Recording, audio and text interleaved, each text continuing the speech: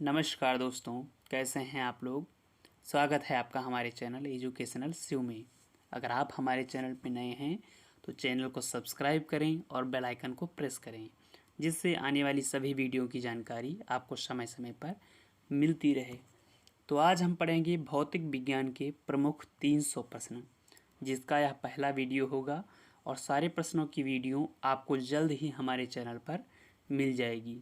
तो अगर आप इन 300 प्रश्नों को सही से पढ़ लेंगे तो परीक्षाओं में इससे बाहर एक भी प्रश्न नहीं जाएगा। भौतिक विज्ञान से जो है एक भी प्रश्न बाहर नहीं जाएगा अगर इन 300 प्रश्नों को सही से पढ़ के आप याद कर लेते हैं, ठीक है। और वीडियो के अंत में हम आपसे एक प्रश्न भी पूछेंगे जिसका उत्तर आपको कमेंट बॉक्स में बताना है। तो आइए बिना समय गंवाए वीडियो को शुरू करते हैं। तो दोस्तों, हमारा पहला क्वेश्चन है कि कार्य का मात्रक क्या है। तो कार्य का मात्रक जो है जूल है। कार्य को जूल में मापा जाता है। हमारा दूसरा क्वेश्चन है प्रकाश वर्ष इकाई है। तो प्रकाश वर्ष किसकी इकाई है? प्रकाश वर्ष दूरी की इकाई है। अब स्क्रीन पर तीसरा क्वेश्चन दिख रहा है एम्पियर मात्रक है, यानी एम्पियर जो है किसका मात्रक है। तो आइए आगे बढ़ते हैं। एम्पियर जो मात्रक है, आप देख सकते हैं एम्पियर विद्युत धारा का मात्रक है, ठीक है। क्वेश्चन नंबर 4 है प्रकाश वर्ष किसका मात्रक है। तो प्रकाश वर्ष मात्रक जो है उस समय का है, ठीक है। क्वेश्चन नंबर 5 पे आता है पारसेक किसकी इकाई है। तो पारसेक इकाई है दूरी की, ठीक है। आप ध्यान रखिएगा, पारसेक किसकी इकाई है? पारसेक दूरी की इकाई है। और दोस्तों, इन मात्रकों और इकाइयों से संबंधित इससे पहले हमने अपने चैनल पर 2 वीडियो अपलोड किए हैं। अगर आप उन दोनों वीडियो को देख लेंगे तो इकाई और मात्रकों से आपका एक भी प्रश्न गलत नहीं होगा, क्योंकि सभी प्रमुख इकाइयों को हमने उन वीडियो में कवर किया है, ठीक है। आइए आगे बढ़ते हैं। तो क्वेश्चन नंबर 6 पर आता है सेल्सियस किसकी इकाई है। सेल्सियस जो है ऊष्मा की एक इकाई है, क्योंकि ऊष्मा को ही सेल्सियस में मापा जाता है, ठीक है। क्वेश्चन नंबर 7 पे आता है ल्यूमेन किसका मात्रक है। तो ल्यूमेन जो है ज्योति फ्लक्स का मात्रक है, ठीक है। ल्यूमेन ज्योति फ्लक्स का मात्रक है। क्वेश्चन नंबर 8 पर है पास्कल किसकी इकाई है। तो पास्कल जो है दाब की इकाई है। पास्कल किसकी इकाई है? पास्कल दाब की इकाई है। क्वेश्चन नंबर 9 देखते हैं। क्वेश्चन नंबर 9 दिया हुआ है कैंडेला किसका मात्रक है। तो कैंडेला जो है किसका मात्रक है? ये ज्योति तीव्रता का मात्रक है कैंडेला, ठीक है। अब ध्यान रखिएगा, ल्यूमेन किसका मात्रक है? ज्योति फ्लक्स का मात्रक है। कैंडेला ज्योति तीव्रता का मात्रक है। बहुत ही कन्फ्यूजन है दोनों, लेकिन आप ध्यान रखिएगा। तो ल्यूमेन किसका मात्रक है? ज्योति फ्लक्स का, लेकिन कैंडेला ज्योति तीव्रता का। आगे बढ़ते हैं।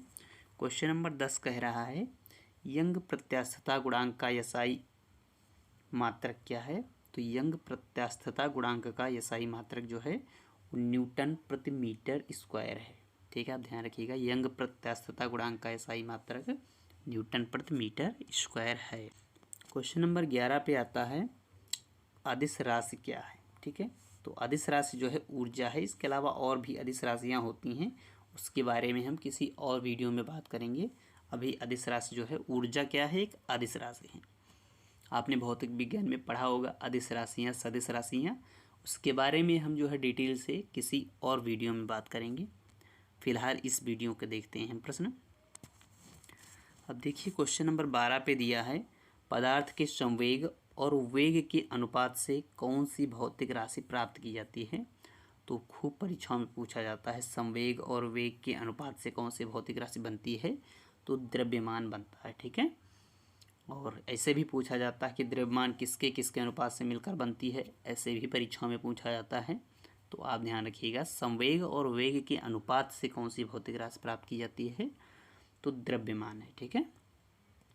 क्वेश्चन नंबर 13 दिया हुआ है शून्य में स्वतंत्र रूप से गिरने वाली वस्तुओं का क्या होता है? समान वेग होता है। शून्य, ठीक है, शून्य में स्वतंत्र रूप से गिरने वाली वस्तुओं का समान वेग होता है, यानी निर्वात में, ठीक है। क्वेश्चन आपको देखने को मिलेगा कि निर्वात में गिरने वाली वस्तुओं का मतलब वेग जो कैसा होता है, तो वो भी क्या होता है? समान, यानी शून्य और निर्वात एक ही हैं, ठीक है। निर्वात में जो है पत्थर और कागज़ को भी अगर एक साथ गिराया जाए तो दोनों एक साथ ही पृथ्वी पर आएंगे क्योंकि इनका वेग क्या होता है, समान होता है। ठीक है, आगे बढ़ते हैं। क्वेश्चन नंबर 14 दिया हुआ है, जब 2 किलोग्राम वाले द्रव्यमान पर 5 न्यूटन का बल लगाया जाता है तो उत्पन्न होने वाला त्वरण क्या होगा। तो त्वरण क्या होगा, 2.5 मीटर प्रति सेकंड स्क्वायर होगा। ठीक है, त्वरण।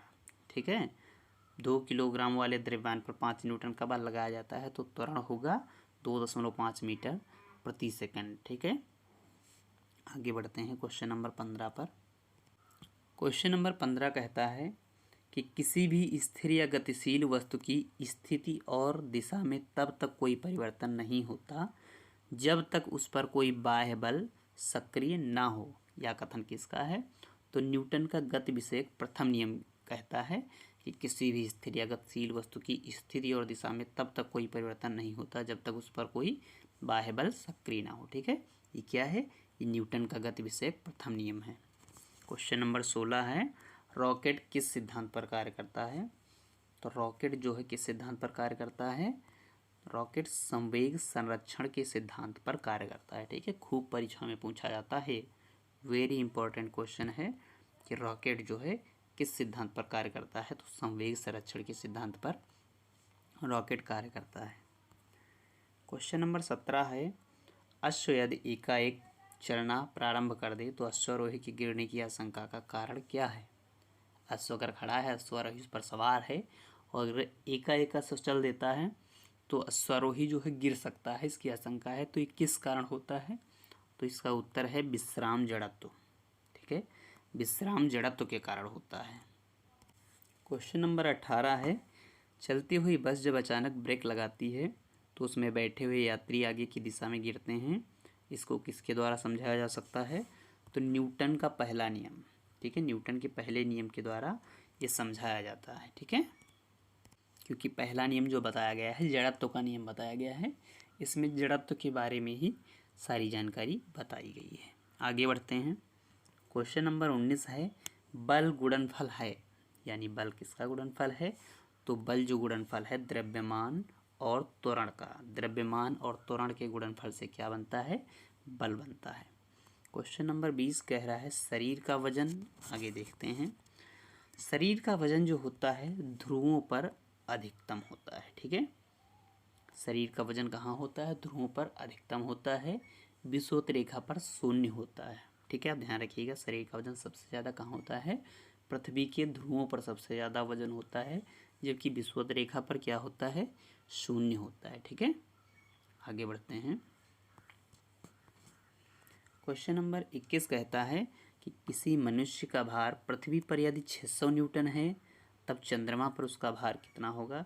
तो चंद्रमा पर उसका भार कितना होगा, 100 न्यूटन, क्योंकि चंद्रमा पर जी का मान जो है गुरुत्वाकर्षण मान 1/6 है। ठीक है, यानी वहाँ पर क्या होगा, 1/6 हो जाएगा। ठीक है, तो पहले अगर 600 न्यूटन यहाँ पर है तो चंद्रमा पर उसका क्या हो जाएगा, 100 न्यूटन हो जाएगा। ठीक है, क्वेश्चन नंबर 22 है। 22 में बताया गया है कि पृथ्वी की सतह पर किसी का भार 29.4 न्यूटन है तो उसका द्रव्यमान कितना है। ठीक है, तो 1 किलोग्राम का जो न्यूटन में मान होता है 9.8 न्यूटन होता है। ठीक है, तो इसका आंसर क्या होगा, 3 किलोग्राम, यानी कि वह 3 किलोग्राम के बराबर है। ठीक है, 29.4 न्यूटन भार अगर है तो वह 3 किलोग्राम के बराबर है। ठीक है, क्वेश्चन नंबर 23 कह रहा है, एक अंतरिक्ष यात्री पृथ्वी तल की तुलना में चंद्र तल पर अधिक ऊंची छलांग लगा सकता है क्योंकि चंद्र तल पर गुरुत्वाकर्षण बल पृथ्वी की तुलना में अल्प है। यानी कि चंद्रमा पर गुरुत्वाकर्षण बल जो क्या है, 1/6 है, इससे पहले मैंने आपको बताया है। तो वहाँ पर गुरुत्वाकर्षण बल कम है, यानी वहाँ की पृथ्वी जो है, चंद्र तल जो है वो अपनी ओर चीज़ों को कम आकर्षित करता है। ठीक है, क्योंकि गुरुत्वाकर्षण वहाँ पर कम है, जी का मान कम है, इसलिए आप वहाँ पर ज़्यादा ऊंची छलांग लगा सकते हैं। ठीक है, क्वेश्चन नंबर 24 है, 1 किलोग्राम राशि का वजन क्या है। तो 1 किलोग्राम राशि का वजन जो है 9.8 न्यूटन है। ठीक है, 9.8 न्यूटन। ठीक है, क्वेश्चन नंबर 25 है, जड़त्व आघूर्ण व कोणीय त्वरण का गुणनफल होता है। तो जड़त्व आघूर्ण व कोणीय त्वरण का गुणनफल क्या कहलाता है, टॉर्क कहलाता है, टॉर्क। ठीक है। क्वेश्चन नंबर 26 पे आते हैं। क्वेश्चन नंबर 26 बताया गया है कि जल के आयतन में क्या परिवर्तन होगा यदि तापमान 9 डिग्री सेल्सियस से गिराकर 3 डिग्री सेल्सियस कर दिया जाता है, ठीक है। तो इसमें क्या होगा कि पहले आयतन पहले घटेगा और बाद में बढ़ेगा। जल में एक कंडीशन होती है, आयतन पहले घटेगा और बाद में बढ़ेगा। अगर क्या होगा 9 डिग्री सेल्सियस से गिराकर 4 डिग्री सेल्सियस कर दिया जाता है, क्योंकि जल का आयतन घनत्व जो होता है वो 4 डिग्री सेल्सियस पर अधिकतम होता है, ठीक है। क्वेश्चन नंबर 27 है, एक बीकर में पानी पर बर्फ तैर रही है। जब बर्फ पूर्णतः गल जाएगी तो बीकर में पानी का तल क्या होगा? तो बीकर में पानी का तल उतना ही रहेगा, ठीक है। क्योंकि बर्फ़ जब डाली जाती है तो पानी जो एक्स्ट्रा होता है, बर्फ़ अपने भार का पानी जो है पहले ही बाहर कर देती है, ठीक है। तो बर्फ़ गले या कुछ भी हो, पानी का तल उतना ही रहेगा, ठीक है। क्वेश्चन नंबर 28 पे आते हैं। क्वेश्चन नंबर 28 कह रहा है कि जब किसी बोतल में पानी भरा जाता है और उसे जमने दिया जाता है तो बोतल टूट जाती है, क्योंकि क्या होता है, पानी जमने पर फैलता है, ठीक है। पानी जो है जब जमता है तो फैलता है, ठीक है। सर्दियों में इसीलिए जो है पानी के पाइप जो होते हैं वो फट जाते हैं। ऐसा भी क्वेश्चन पूछा जाता है कई बार परीक्षाओं में, ठीक है। तो पानी क्या होता है, जमने पर फैलता है। अब क्वेश्चन नंबर 29 है, सड़क पर चलने की अपेक्षा बर्फ़ पर चढ़ना कठिन है। यहाँ पर जो है टाइपिंग में मिस्टेक हो गई है, चलने हैं, यहाँ पर चढ़ने लिख गया है। तो सड़क पर चढ़ने की अपेक्षा बर्फ़ पर चढ़ना कठिन क्यों है? क्योंकि क्या होता है, बर्फ़ में सड़क की अपेक्षा घर्षण कम होता है, ठीक है। इसीलिए अगर हम घर्षण के द्वारा ही ज़मीन पर चल पाते हैं बराबर, ठीक है। अगर घर्षण कम होता है, आप देखते होंगे बारिशों में जो है, बारिश जब होती है तो घर्षण कम हो जाता है, ठीक है। तो इससे क्या होता है, पैर जो है फिसलने लगते हैं, ठीक है, हम प्रॉपर चल नहीं पाते हैं।